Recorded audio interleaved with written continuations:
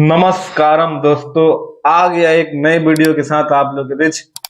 Guys, आज हम बात करेंगे जो कल 20 तारीख को पवन सिंह के लाइव के दो बड़े दिन होने वाले हैं, क्योंकि उनकी भोजपुरी की सबसे मोस्ट अवेटेड पवन सिंह की फिल्म जो है हर हर गंगा रिलीज हो रही है।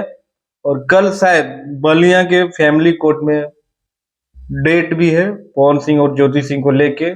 कल मतलब कोर्ट में सुनवाई होगा, क्योंकि आरा में जो वन टाइम सेटलमेंट का डेट था वो क्रॉस कर गया। अभी बात नहीं बनी, पवन सिंह और ज्योति सिंह में कुछ बातों को लेकर अनबनी हो गई थी, लड़ाई हो गई थी कोर्ट परिसर में ही, मीडिया कर्मी के लोग बता रहे थे और उनके जो अधिवक्ता थे वो बता रहे गए। तो कल 20 अक्टूबर को देखते हैं क्या होता है गाइस।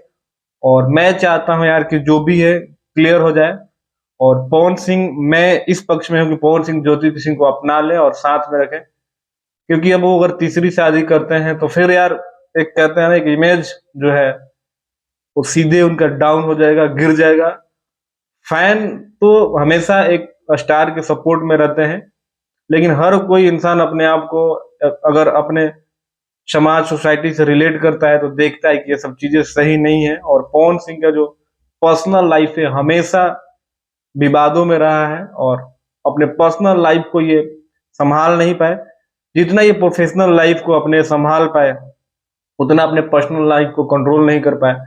अब क्या कमी रही इनको कंट्रोल करने में? ऐसे लोग इनके साथ नहीं रहे, जो इनके साथ लोग हैं वो नहीं रहे, क्योंकि ज्योति सिंह ने हमेशा से ये आरोप लगाया था कि पवन सिंह बहुत ही गंदे तरह के बिहेव करते हैं, गाली देते हैं, ग्लोज दारू पी के मारपीट करते हैं। यहाँ तक कि ज्योति सिंह ने बताया था कि उनका गर्भपात भी कराया गया। तो ये बहुत ही बुरी चीज है गाइस।